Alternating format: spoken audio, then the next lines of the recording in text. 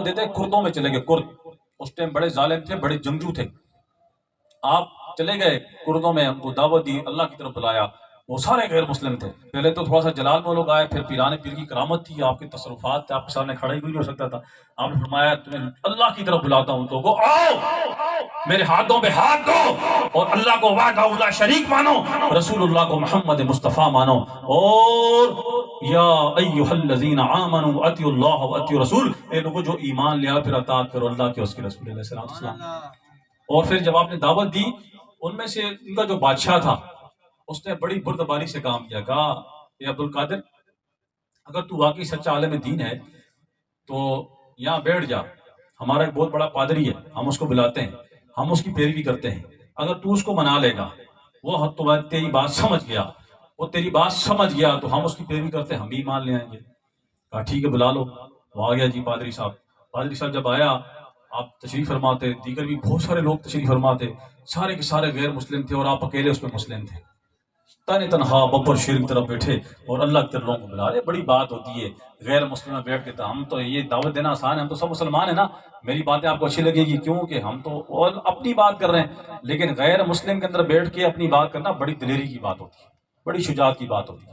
تو آپ نے کیا کیا, جب دعوت دینا شروع کی تو اس پادری نے کہا, آپ سے ایک ہی سوال کیا, کہا جی آپ حضور علیہ السلام کی امتی ہیں اور آپ عالم بھی ہیں, آپ کے بقول آپ بہت بڑے عالم ہیں.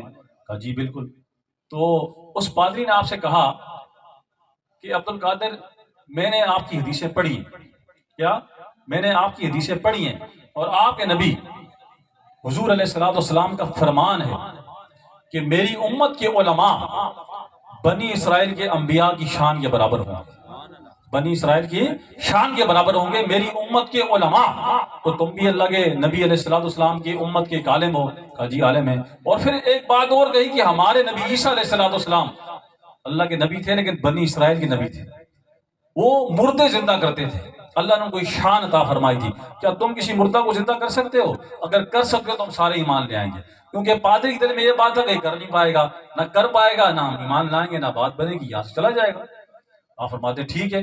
آپ نے اس کا چیلنج قبول کیا.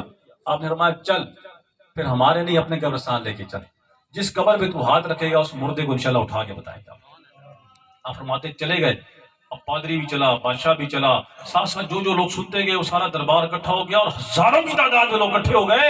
اور پیر محبوب سبحانی قطب ربانی رحمۃ اللہ علیہ وہ بھی جلوہ فروز ہے, وہ پادری بھی کھڑا ہے, لوگ بھی کھڑے ہیں, بادشاہ بھی کھڑا ہے. اور بادشاہ کے بیچ میں جب اس پادری نے کہا اس قبر پہ جو سب سے بوسیدہ ہے اس کو زندہ کر کے بتاؤ, تو محبوب سبحانی غوث سمدانی رضی اللہ تعالی عنہ اس قبر کے پاس گئے اور اس کی ٹھوکر مارا. کہا قم باذن اللہ, کھڑا ہو جا اللہ کے حکم سے, کھڑا ہو جا اللہ کے حکم سے. اور جب اللہ کے حکم سے وہ کھڑا ہوا تو محبوب سبحانی نے پوچھا اپنا حال بتا, تو کون ہے؟ ان سب کو سنا تو کون ہے, ان سب کو بتا تو کون ہے. تو شخص نے جو قبر کے اندر تھا وہ جب کھڑا ہوا اس نے کہا میں ایک دانیال علیہ السلام کا امتی ہوں. کس کا؟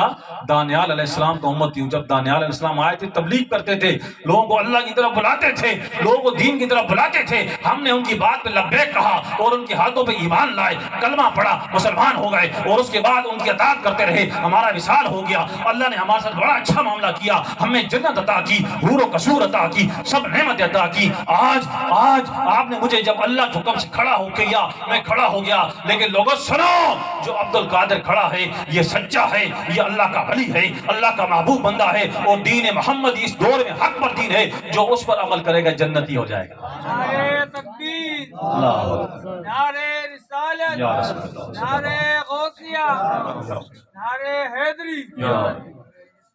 زندہ باد. کہنے کا مقصد ہے کہ جب لوگوں نے سنا تو جتنے لوگ کھڑے تھے سارے کے سارے مسلمان, سب نے کلمہ پڑھ لیا. اور کردوں کے اندر ایک واویلا مچ گیا کہ ایک ایسا مرد کلندر, ایک ایسا صوفی, ایک ایسا مرد مجاہد آیا ہے جو مردوں کو زندہ کرتا ہے. اس کی نگاہوں میں یہ کمال ہے, یہ تاثیر ہے, یہ وجد ہے, یہ وجدان ہے. جس کو دیکھتا ہے خدا سے ملا دیتا ہے, جس کو دیکھتا ہے خدا سے ملا دیتا ہے. ایسا اللہ والا ہے. کردوں کے کرد آتے گئے, مسلمان ہوتے گئے.